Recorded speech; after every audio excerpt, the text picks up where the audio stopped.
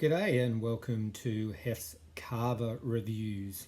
Seeing as this is the first video that I'm putting out on the channel, thought that I'd just give a quick introduction to who I am and my Kava journey, and also for those people who are new to Kava or are curious about trying Kava, a little bit of information about Kava itself as well. I won't go into too much detail.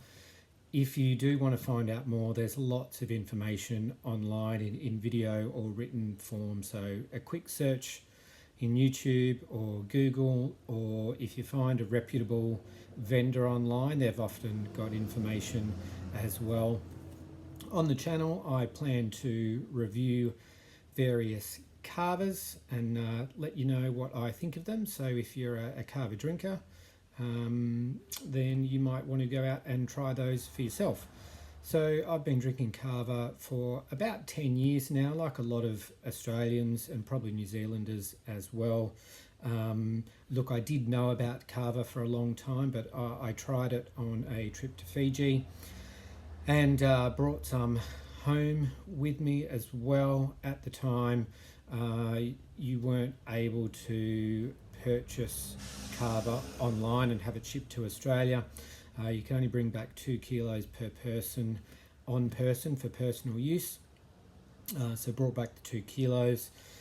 And then moving on from then, was going to Fiji reasonably regularly. By that I mean, maybe once a year or every 2 years, just for holidays, and would always bring back couple of kilos. Also have a friend who works, does a lot of traveling throughout the Pacific for work, so I'd always get him to bring back some for me as well. About 5 years ago, had a trip to Vanuatu and tried Vanuatu Kava for the first time, brought back a couple of kilos from Vanuatu as well, and became more interested in the Vanuatu Kava culture.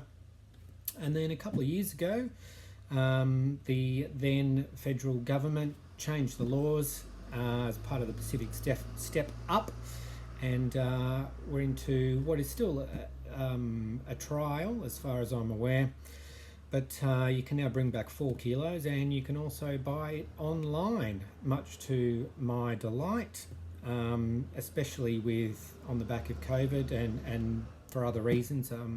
It's been a few years since I've been overseas, so I now purchase online. Kava itself, if you don't know, it's not alcohol. It is from the root of the Piper methysticum plant. It is the social and ceremonial drink of the Pacific.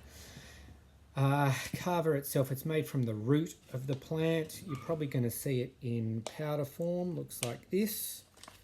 And then what you're going to do is you're either going to pop it into a strainer bag or a cloth of some kind like these, submerge it in water, and then you're going to squeeze it and wring it out for about 10 minutes in water. You'll be left with what looks like to a lot of people muddy water. It's a brown liquid.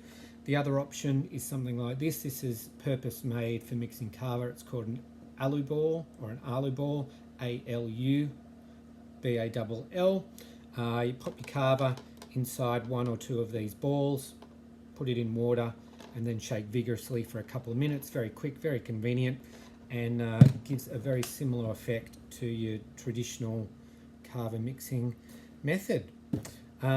It's not, Kava itself, as I said, it's non-alcoholic. Generally, you're going to hear people tell you that it has a very relaxing, sometimes euphoric effect. People like it because of that. There are perceived, or no, perceived's not the right word. Look, there are generally agreed upon benefits to drinking Kava. It is helpful in dealing with things like anxiety, sleep disorders, and the like. People also find it useful for unwinding at the end of a long day. Good for a muscle relaxant, for sore muscles and so on. and also as a bit of a social tonic. So I guess there are similarities between the effects that you get from kava and alcohol. It's kind of a loose association, I would say.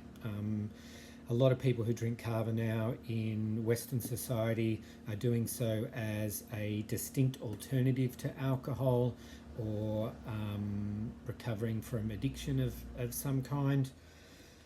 That's not me personally. If you've seen my other channel is Hef's Beer Reviews. I drink alcohol as well. I enjoy beer. General advice is don't mix kava and alcohol, although I will add, in Fiji it's not uncommon post kava session for drinkers to have what's called a washdown, which is just a beer, sometimes 2 beers after a long kava session, but generally I'd recommend that you don't mix kava and alcohol. So anyway, that's quick introduction to kava, quick introduction to me, and I look forward to catching you next time with a review on Hef's Kava Reviews.